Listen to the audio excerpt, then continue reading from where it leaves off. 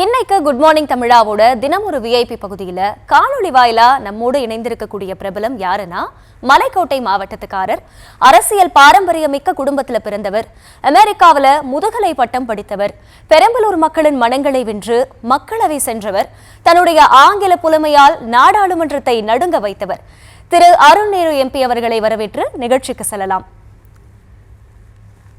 Sir வணக்கம். Sir good morning.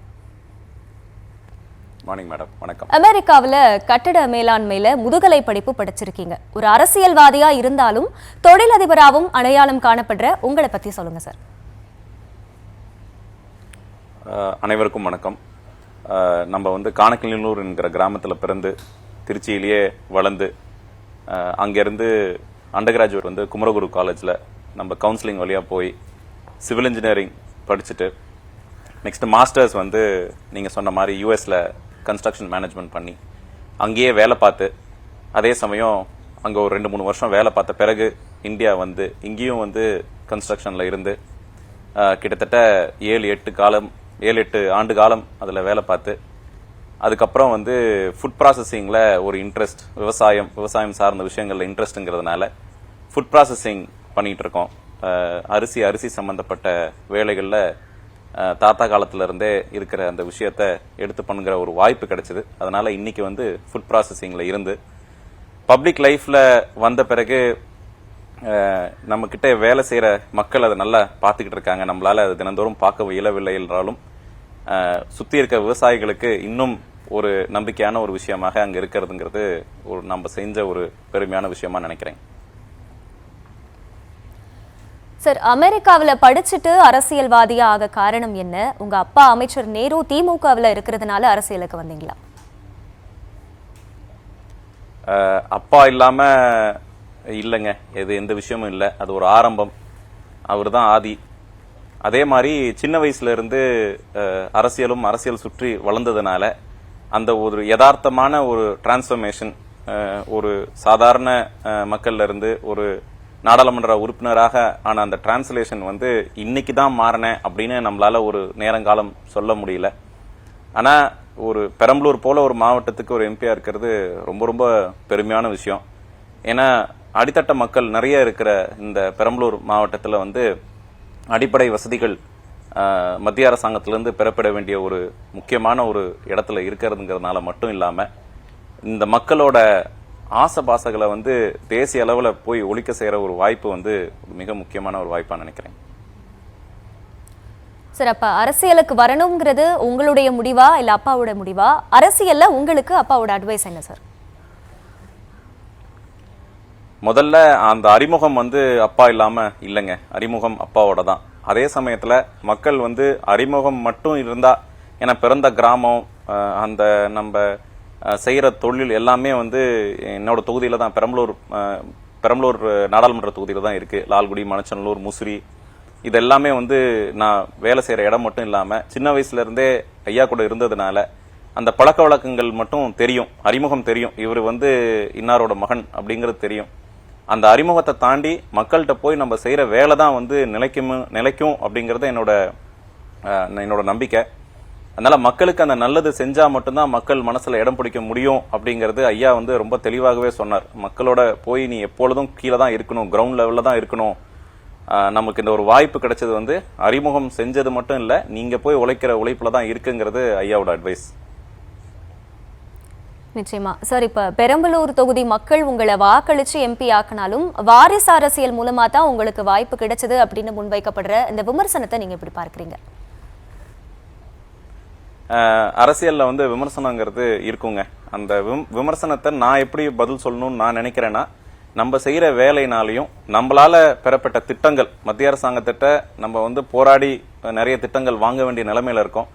அந்த போராட்டமும் அது மட்டும் இல்லாம நமக்கு அவங்க கொண்டு வந்த திட்டங்கள், நம்ம சொல்லி செய்யற திட்டங்களை தாண்டி மக்களுக்குன்னு அவங்க பூர்வீகமா நினைச்சு நமக்கோசரம் கொண்டு வர விஷயங்கள்ல பாடுபடுறது தான் ஒரு விஷயமா நான் நினைக்கிறேங்க. அது செஞ்சா மட்டும்தான் மக்கள்கிட்ட நிக்க முடியும், நிலைக்க முடியுங்கிறத நிறைய தடவை மக்களும் சொல்லியிருக்காங்க. கீழே இருந்து போகும்போதும் நம்ம பாராளுமன்றத்தில் பேசுற விஷயங்களும் சரி, முதல்ல பெரம்பலூருக்கு தேவையான விவசாயமும் சரி, ரயில்வே திட்டங்களையும் அதை எடுத்து சொல்றதுல தான் இருக்குங்கிறதுல என்னோட ரொம்ப அதீத நம்பிக்கை உண்டு. அப்பா இப்ப மாநில அரசியல்ல இருக்கிறதுனால நீங்க டெல்லி அரசியலுக்கு போயிட்டீங்களா? உங்க தொகுதியில எம்பியா நீங்க செஞ்ச ஏதாவது வேலைக்கு முதல்வர் பாராட்டி இருக்காரா சார்? முதல்வர் அவர்கள் வந்து ஃபர்ஸ்ட் பார்லிமெண்டரி ஸ்பீச் முடிஞ்ச பிறகு ஒரு தருணம் அமைந்தது. எல்லா பெரியவங்களும் இருக்கிற சமயத்துல வந்து தம்பி நல்லா பேசுனீங்க தம்பி அப்படின்னாரு. அதுவே வந்து ரொம்ப பெரிய ஒரு விஷயம். ஏன்னா என்னை தாண்டி ரொம்ப ரொம்ப நல்லா பேசக்கூடியவங்க திமுகல இருக்காங்க. அதை தாண்டி தலைவர் அவர்கள் வந்து எடுத்து சொல்ல வேண்டிய விஷயத்த சரியான நேரத்துல சரியான விதத்துல நீங்க சொல்லியிருக்கீங்க அப்படின்னு சொன்னாங்க. அது வந்து அன்னைக்கு ஒரு ரொம்ப மறக்க முடியாத ஒரு நாளா இருந்தது. அது மட்டும் இல்ல, நம்ம இந்த பார்லிமெண்டரி ஸ்பீச் முடிஞ்சதுக்கு அப்புறமும் நிறைய டீச்சர்ஸ், கவர்மெண்ட் ஸ்டாஃப், விவசாயிகள், ஸ்டூடெண்ட்ஸ் நிறைய பேர் வந்து அண்ணா நம்ம தொகுதியில இந்த மாதிரி விஷயங்கள் இருக்குன்னே, எங்களுக்கு தேவைகள் இருக்குன்னு எங்களுக்கு தெரியலண்ணே, எங்க ஊருக்குள்ளார விவசாயம்னா விவசாயம் சார்ந்த விஷயங்கள் இல்ல, அவங்களுக்கு தேவையான விஷயங்கள் பேங்கிங்கோ பினான்ஸோ தெரியல, அதை ஒரு ஒரு முழுமையாக சொல்லக்கூடிய ஒரு வாய்ப்பை நான் பார்த்ததுல நான் ரொம்ப சந்தோஷப்படுறேன் அப்படின்னாங்க. அதனால அது ஒரு பெரிய ஒரு பெருமையான விஷயமா நான் நினைக்கிறேன். அதையும் தாண்டி அந்த மக்களுக்கு ஒரு எக்ஸ்பெக்டேஷன் கிரியேட் பண்ணியாச்சு. தலைவர் அவர்கள் செய்யற வேலையிலையும் உதயாண்ணன் செய்யற அந்த முயற்சினாலும் நம்மளால அது செய்ய முடியுங்கிற ஒரு நம்பிக்கை கண்டிப்பா பிறந்திருக்குன்னு தான் நினைப்பேன். சார், அதே மாதிரி வாரத்துல 4 நாள் தொகுதியில இருக்கணும்னோ 15 நாளுக்கு ஒரு முறை உங்களுடைய செயல்பாடுகளை ரிப்போர்ட்டா கொடுக்கணும்னோ முதல்வர் உத்தரவு போட்டிருக்காரு. அதெல்லாம் முழுமையா செஞ்சுட்டு இருக்கீங்களா? அந்த பணிகள்லாம் எப்படி போயிட்டு இருக்கு சார்? எம்பி ஆன காலத்துல இருந்தேங்க இந்த 1 இயராவே வந்து எவ்ரி மந்த் நம்மளோட ரிப்போர்ட், ப்ராக்ரஸ் ரிப்போர்ட் வந்து தலைமை கழகத்துல பெறப்பட்டு முதல்வரால பார்க்கப்பட்டு ஒரு எம்பி மீட்டிங்ல கூப்பிடும் போதும் ரெவ்யூ பண்ணுவாங்க தலைவர். இந்தந்த தொகுதியில இந்தந்த விஷயம் பண்ணிருக்கீங்க, அரசாங்கத்தோட திட்டம் வந்து மக்களுக்கு போய் சேருதா, அந்த சேர்றதுல என்ன பிரச்சனைகள் இருக்கு, மக்கள்கிட்ட என்ன திட்டங்கள் போய் சேர்றதுனால எப்படி பலன் அடையுது, எல்லாத்தையும் டீடைல்டா ரெவ்யூ பண்ணுவாங்க. அந்த 1 மந்த்ங்கிறத 15 டேஸ் ஆக்கியிருக்காங்க. ஏன்னா இன்டென்ஸான ஒர்க். அது மட்டும் இல்லாம நிறைய ஸ்கீம்ஸ் இந்த லாஸ்ட் 6 மந்த்ஸ்ல வந்து அனௌன்ஸ் பண்ணி இம்ப்ளிமெண்டேஷன் ஆயிட்டு இருக்கு. அதனால அதுக்கு இன்டென்சிவா போய் பார்க்கணுங்கிறதுனால 15 டேஸ் ஆக்கியிருக்காங்க. 15 டே ரிப்போர்ட்டும் எல்லா எம்பிஸும் கொடுத்துட்டு இருக்காங்க. அவங்க தொகுதி மட்டும் இல்லாம தனியா 3 தொகுதிகள் 4 தொகுதிகள் ஒரு எம்பிக்கும் ஒதுக்கி போய் கிரவுண்ட் லெவல்ல இருந்து வேலை பார்க்க சொல்லியிருக்காங்க.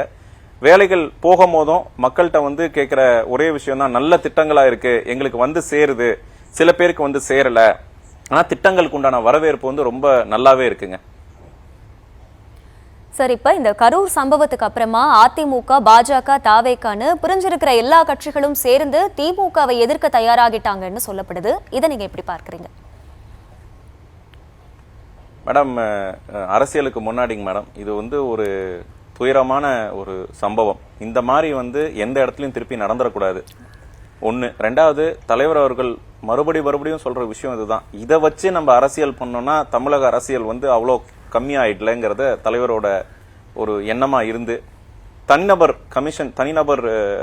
கமிஷன் மட்டும் அமைச்சு ஜஸ்டிஸ் அருணா ஜெகதீசன் அவர்கள் வந்து கீழே இறங்கி ஒரு தேர்ட் ஐ வியூ, தனி நபராக ஒரு திமுக அரசியல் இல்லாம ஒரு சொசைட்டில ஒரு முக்கியமான ஆளா இருந்து இது என்ன நடந்தது, எப்படி திருப்பி நடக்கக்கூடாதுங்கிற அந்த விஷயத்த கேட்டறியறதுக்கு அவங்க விசாரணை கமிஷன் அமைச்சு அவங்க அந்த வேலைகள் பண்ணிட்டு இருக்காங்க.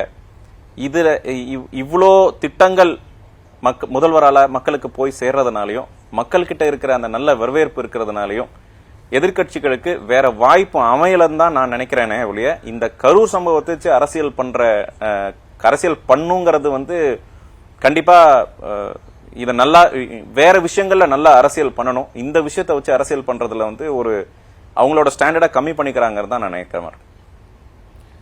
இப்ப இந்த விஷயத்தை வச்சு அரசியல் பண்ணக்கூடாதுன்னு சொல்றீங்க. இருந்தாலுமே கூட இந்த சம்பவத்துக்கு திமுக தான் காரணம்னு எதிர்கட்சிகள் தொடர்ந்து குற்றம் சாட்டிட்டு வர்றாங்க. இதை நீங்க எப்படி பார்க்கறீங்க சார்? மேடம், அவங்களுக்கு வேற ஆப்பர்ச்சுனிட்டி இல்ல. ஒரு திமுக வந்து திமுக அரசாங்கத்தை குறை சொல்றது. ஏன்னா எல்லா ஸ்டேட் ஆஃப் சொசைட்டி, விவசாயிகள் ஆரம்பிச்சு, பெண்கள் ஆரம்பிச்சு, ஸ்டூடெண்ட்ஸ், பிசினஸ் பீப்புள் ஆரம்பிச்சு, சிட்டி பிளானிங், டவுன் பிளானிங் ஆரம்பிச்சு, உங்களுக்கு general ID infrastructure, corridor, electronics infrastructure, எல்லா விஷயத்திலையும் இந்த அரசாங்கம் வந்து வேலை பார்த்து அவங்களோட திட்டங்களை செயல்படுத்தி லாஸ்ட் நம்ம வந்து சென்ட்ரல் கவர்மெண்டோட சர்வேலையுமே சரி பாத்தீங்கன்னா தமிழ்நாடோட growth ரேட் வந்து ஹையஸ்ட் இந்த கண்ட்ரி. இதெல்லாம் காரணம் இருக்கிறதுனாலையும் அவங்களால அந்தந்த விஷயத்துல வந்து பேச முடியாதுங்கிறதுனாலையும் தான் இந்த அரசியல் ஆக்குறங்கிற விஷயத்துல அவங்க இறங்கியிருக்காங்க. ஆனா அது தேவையில்லை. 41 உயிர்கள் வச்சுதான் அவங்க அரசியல் பண்ணணும்னா அது அவங்களோட நிலைப்பாடா இருக்கலாம். ஆனா எங்களோட நிலைப்பாடு வந்து அதை வச்சு அரசியல் பண்ணி மக்கள்கிட்ட போய் சேரணுங்கிற விஷயம் இல்ல. பாசிட்டிவா பண்ணலாம். நிறைய நல்ல விஷயங்கள் பண்றதுனால அதை வச்சு நம்ம மக்கள்கிட்ட போகணுங்கிறது தான் முதல்வரோட எண்ணமா இருக்குங்க மேடம். நிச்சயமா சார், எங்களுடன் நேரலையில் இணைந்து இவ்வளவு நேரம் எங்களுடைய கேள்விகளுக்கு ரொம்ப பொறுமையாகவும் தெளிவாகவும் பதில் சொல்லியிருக்கீங்க. தேங்க்யூ. உங்களுடைய அரசியல் பணிகள் மேலும் சிறக்க நியூஸ் தமிழ் சார்பாக வாழ்த்துக்கள் சார். தேங்க்யூ. Thank you madam. நன்றி.